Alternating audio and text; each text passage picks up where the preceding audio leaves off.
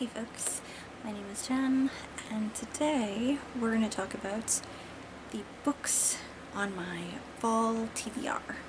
So it is just about the end of August. I can hardly believe that, to be completely honest. I have a sizable chunk of books in front of me right here that I need to or want to get to over the next 3 months, September, October, and November.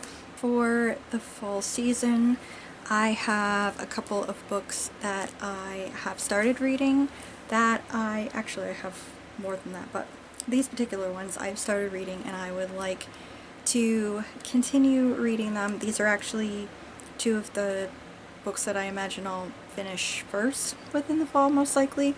Stuff is Anything Can Happen in Vermont. It's by Marguerite Hurry Wolfe, and this is a nonfiction book written by Mrs. Wolfe about her time in the 1960s, moving from New York with her husband and daughters to rural Vermont. And at first they were there during the summers, and then they lived there for several years, and then it ended up becoming just like a summer home again.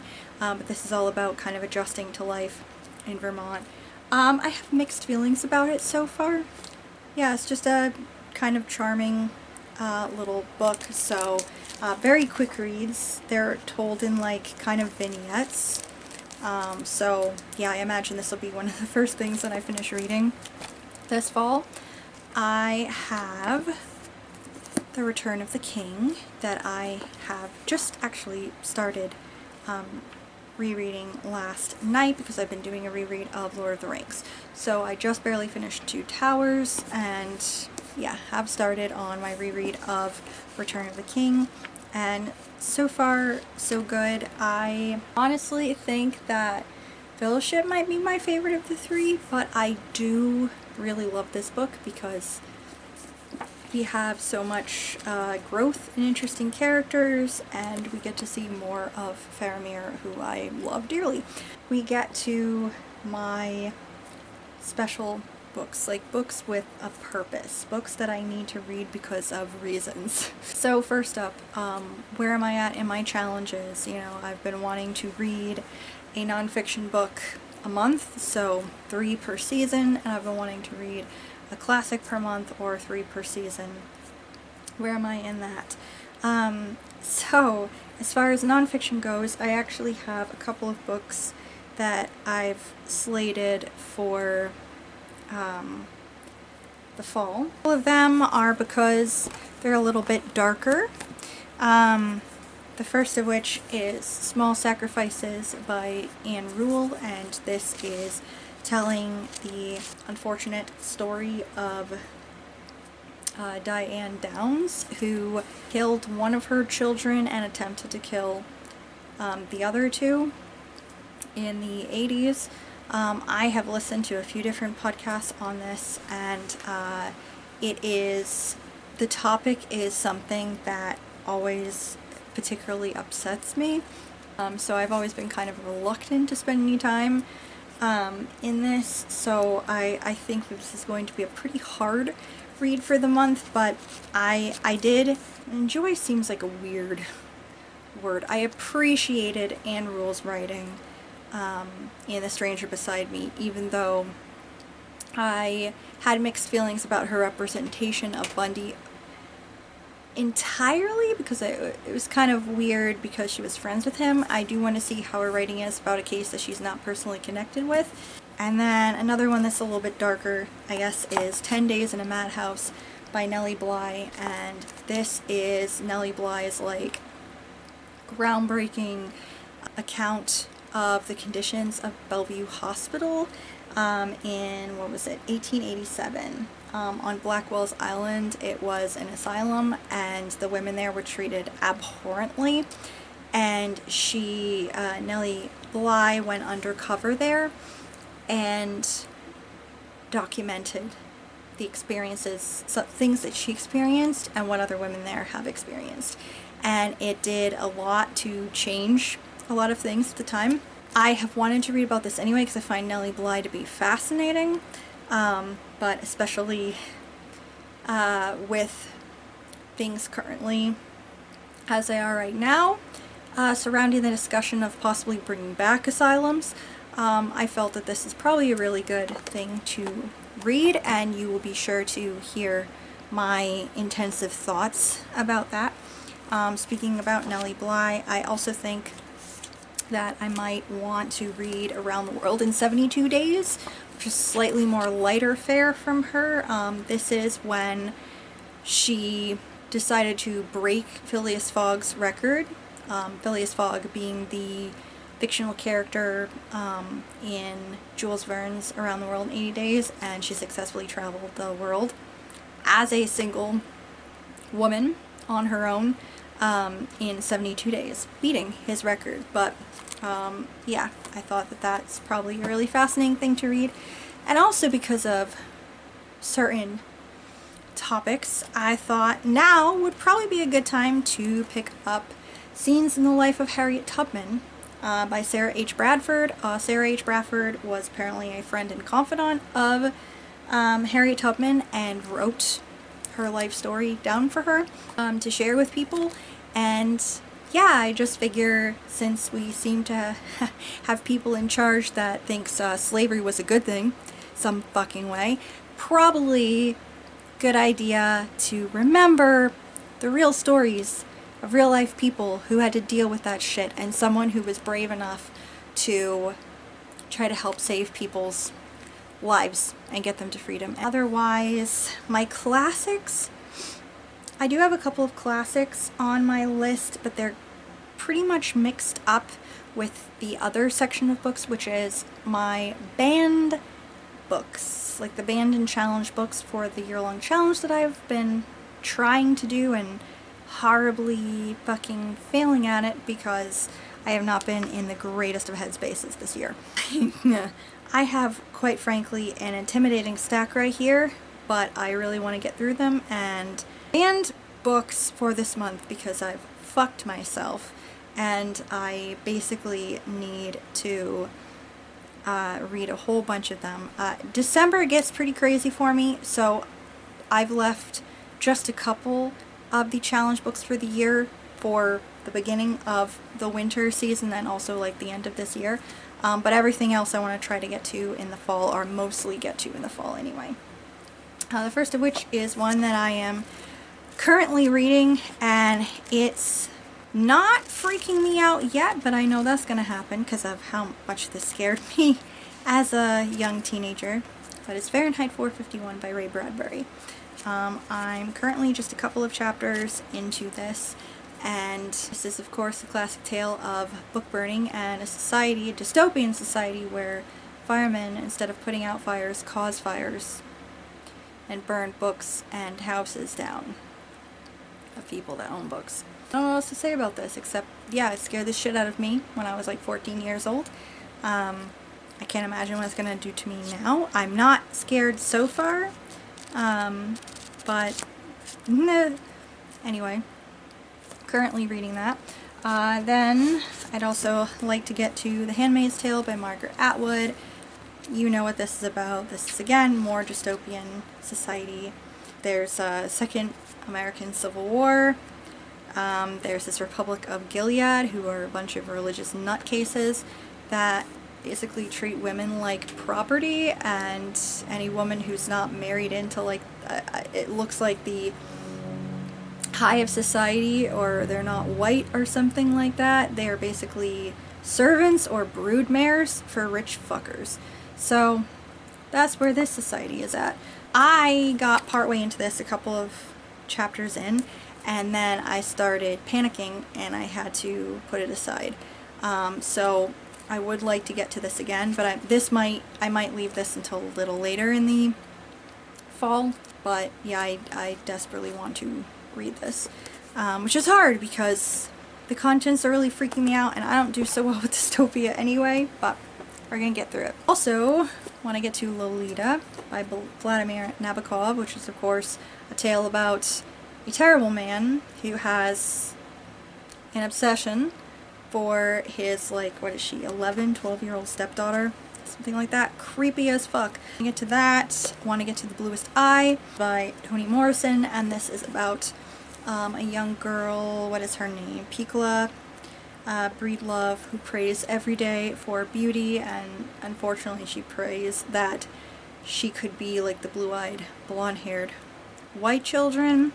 And this is, it sounds like it's about an obsession with beauty and conformity and life just disintegrating into chaos and madness, it sounds like, potentially. I have no idea what to expect from this book, but I've heard that this is like, yeah, I've heard people say a lot about her books, but I've heard a lot of people say that this is like her magnum opus, so I want to get to that. Actually, these might be the two that I finish the soonest, to be completely honest, because I really want to get into that. Then I really need to read The Diary of a Young Girl by Anne Frank. So this is also another nonfiction that will count for the fall season as well. So of course this is The Diary of Anne Frank, a young Jewish girl whose family and some neighbors went into hiding in Amsterdam during World War II and were unfortunately eventually found by the Nazis, or ratted out, more like. This is her diary from her time, I think like a little bit before and then while they were in hiding. This is also going to be an incredibly hard to read, I know, but I've heard quotes from this book, and I know this also contains some truly beautiful writing, which is of course why it's going to make things hurt even worse. Speaking of hurting, also need to read The Hate You Give by Angie Thomas, which is about a young girl named Star who has like a foot in two worlds, one in like the privileged like prep school that she's in and all of her like rich white classmates that she's friends with, and then the other half is the neighborhood that she's grown up with that's very diverse and everybody she knows, but she's kind of like balancing those kind of, but then she's hanging out with reconnecting with a childhood friend, and he is gunned down by the police in front of her, and this changes fucking everything. This, I know people hate this book, people love this book, it's caused so much controversy. This is also going to be an incredibly hard read, but also very important to read. And then finishing off the fall season, partly because it's on my list, but partly because I think this book just feels like fall, most of his books do. It is A Scarlet Letter by Nathaniel Hawthorne. I also really, this is another reread. I read this in, I want to say, my junior or senior year of high school. And it is a story about a young woman in the colonies in the US, and like, it's like the 1600s, just about, yeah.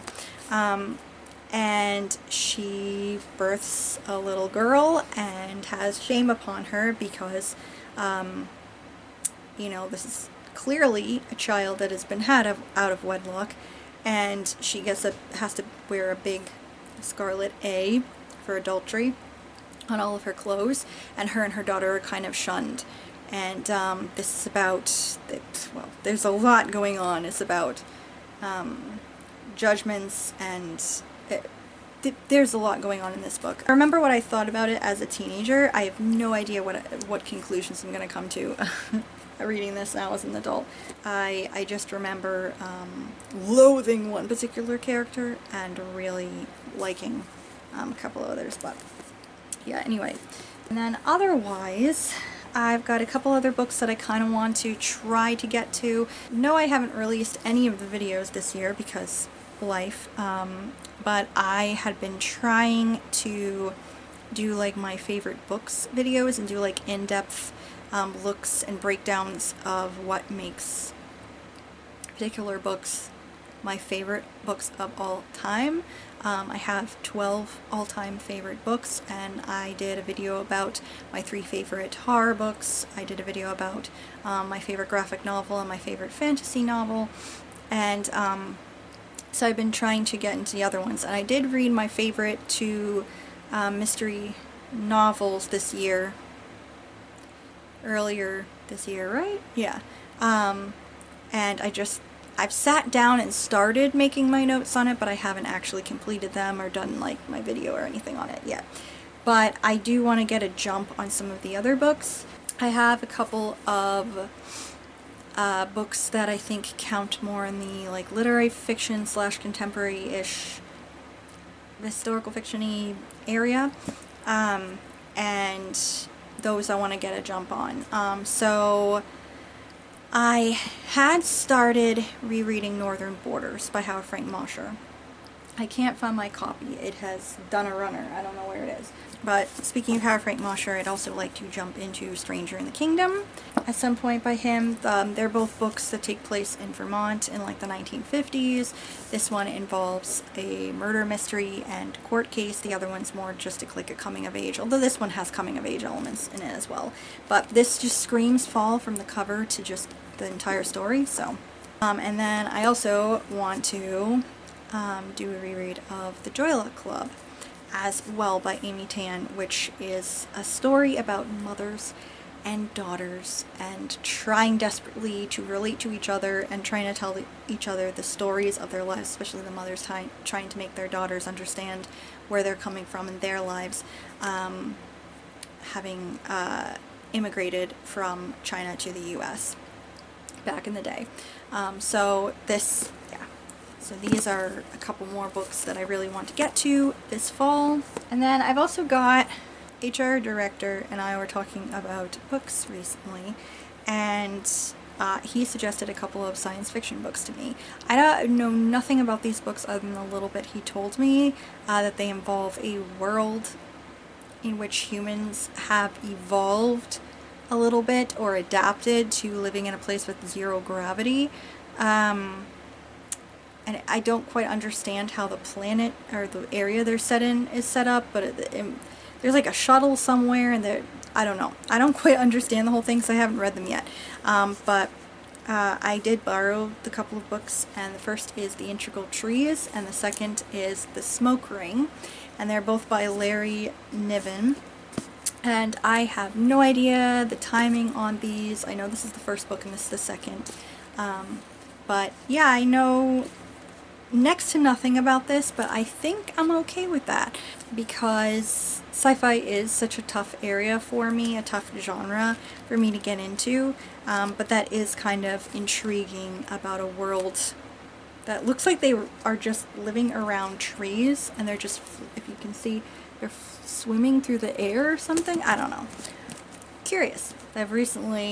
Books that I've recently acquired. I don't know if it's going to be this fall. I desperately want it to be this fall because I'm so excited for this book, but I don't know.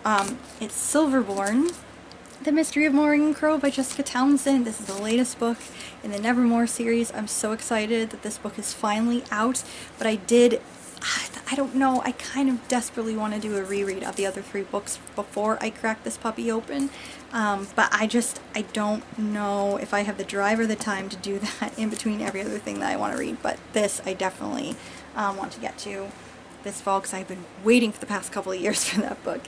And then I can't find From the Desk of Zoe Washington by Janae Marks, but I'm doing a reread of that because I have On Air with Zoe Washington, which is a sequel, and these are about a young girl. In the first book, she desperately wants to go on like a baking show. She wants to be a baker when she grows up, and in the midst of all of that and like doing a first job situation, internship-y kind of thing at her mother's friend's bakery, she also at the same time has received a letter from her biological father, who has been in prison for the past several years, and she wants to try to prove his innocence. So this is the sequel, which takes place I think like a year or 2 after the events of the first book. Okay, the lighting's a little bit different because my battery died and I had to wait for it to charge, but here we are. And then I also possibly want to read Mother Night by Kurt Vonnegut this fall as well. Just because I just really love reading Vonnegut, and I really wanted to read this one. This is like a satire of World War II, which I felt feels mildly appropriate maybe for right now. I don't know. Got some books that I want to roll over from summer into fall, just because they are books that I really, really wanted to get to, but because I've been mostly so obsessed with the Lady Hardcastle books this summer and doing other readings, I just never really got in the mood to read these 4 books, but they are higher up on priority reads for me, so yeah, they're just gonna roll over into fall. The first couple are mysteries. One is Mask of the Deer Woman by Lori L. Dove. This I actually, as you can see, started reading. I only got like, what, 6 chapters in, and I ended up pausing because quite honestly, I do not like the main character. I don't really like her that much. So I was having a hard time really getting into the book, but I do want to read this. This is a free novel about a woman. Let's see, what is her name? Carrie Starr. She's an ex-Chicago detective who has come back to live on the res that her father grew up on, and she is to be their new like tribal police chief, and she is still kind of reeling from, it sounds like, maybe the loss of her daughter. At the same time, she's still grappling with that and not coping very well with it. And there are also a lot of missing girls from the res that she is also investigating. And there seems like there might be some supernatural elements and things like that going on. So, similarly, actually, is Blood Sisters, and this is by Vanessa Lilly, and this is about a woman, let's see, what is her name? Sid Walker. She's an archaeologist for Bureau of Indian Affairs. She escaped her home in Oklahoma many years ago, and she finds herself called back to that area, and she finds herself called back to her hometown. Her sister just kind of completely vanishes, and it seems like there might be some connection to an old crime. The other couple are both fantasy novels, the first of which is The Adventures of Amina El-Sarafi by Shannon Chakraborty, and this is about a pirate captain who, her and her crew kind of retired years ago, but she's kind of called out of retirement to try to save the granddaughter of one of her friends, and she kind of calls the crew back together as like one more heist, one more job kind of like thing, which I find to be interesting besides like the pirates and everything. And I like reading about pirates, but this is also like the old one last job kind of trope that I do kind of enjoy. Yeah. And this feels like a very, like, I wanted to read it in the summer because it just kind of feels summery to me. I don't know if it actually will be, but that's, I don't know, something about pirates, ships, and sea voyages. And potentially a kraken from the design on here, I don't know. But yeah, so I'm just kind of feeling still that kind of mood for it, possibly. Especially with us going on vacation. This feels like this will probably be a really good read to bring on vacation with us next month, to be completely honest. So, and the last of the books rolling over is Stardust Thief, and this is by Chelsea Abdullah.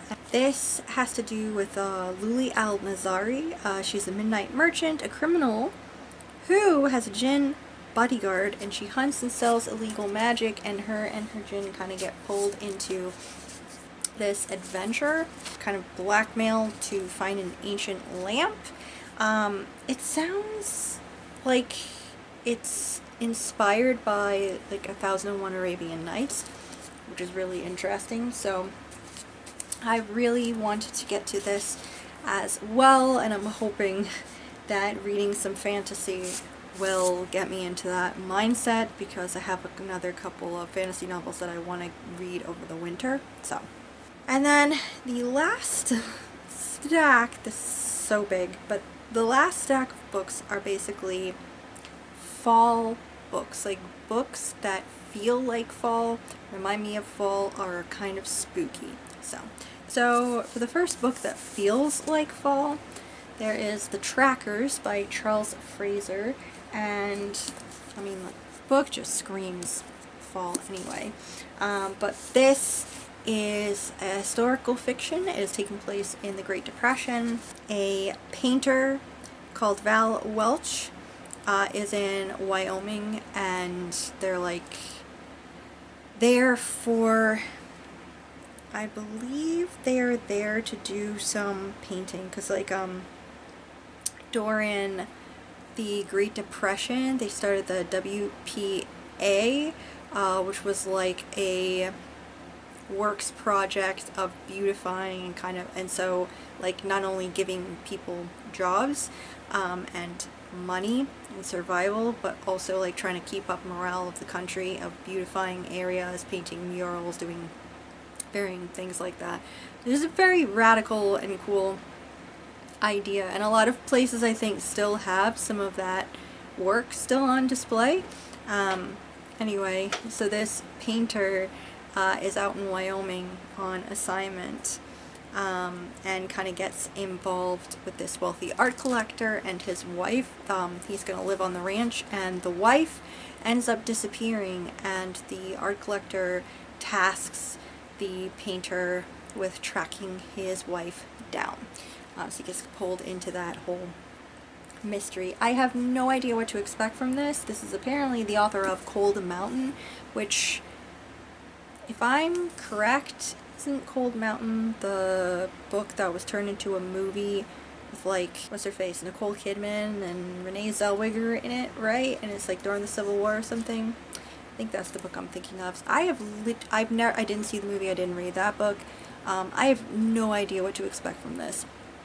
But I do know that the cover is beautiful, and it takes place during the Great Depression. So, and then something that feels like it has that kind of aesthetic, but also maybe a little spooky. I'd like to read The Dark Days Club, and this is by Alison Goodman, and this is also a historical fiction. It says, London, 1812, 18-year-old Lady Helen Rexel is on the eve of her debut presentation at the royal court of George III, so Mad King George. Her life should revolve around gowns, dancing, and securing a suitable marriage. Instead, when one of her family's maids disappears, she is drawn into the shadows of Regency London.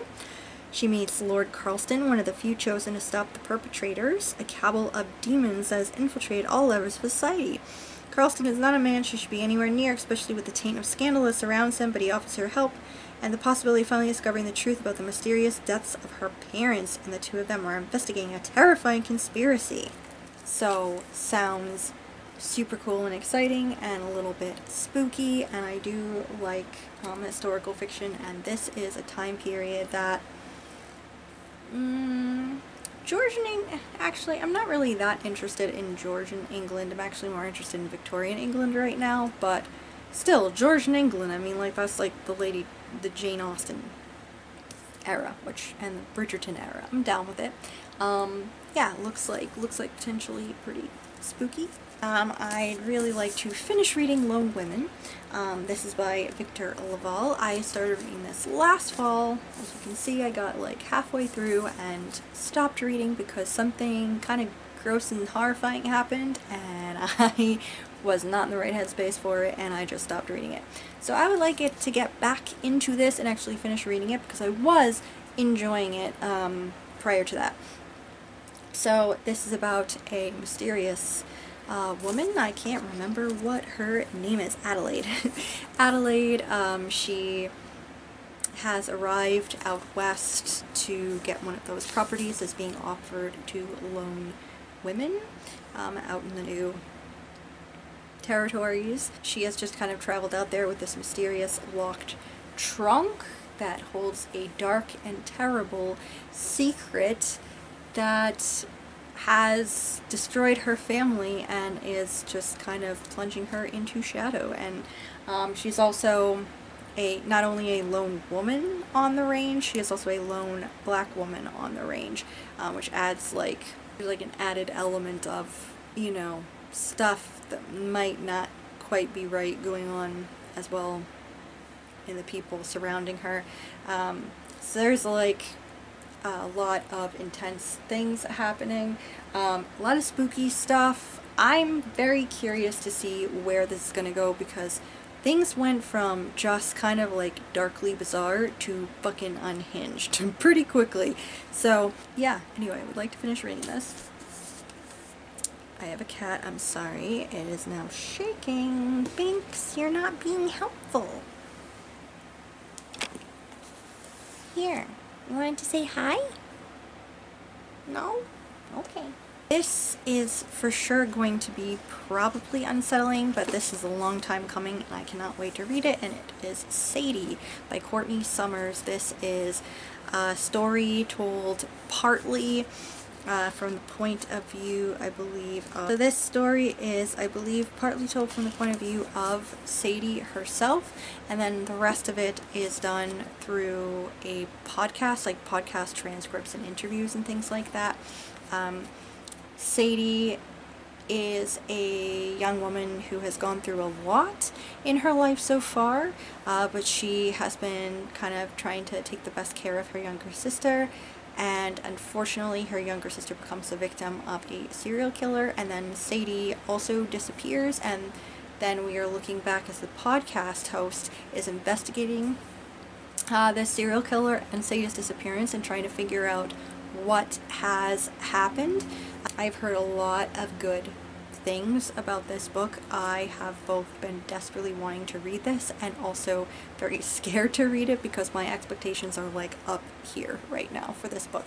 But it's time to bite the bullet and actually, you know, read it this time. And then we go back to super spooky books. I have How to Sell a Haunted House by Grady Hendrix. I have been told this involves creepy puppets. Amazing. I love puppets. Fun fact about me, I am obsessed with puppets and puppetry a little bit. I find it very fascinating and cool and awesome.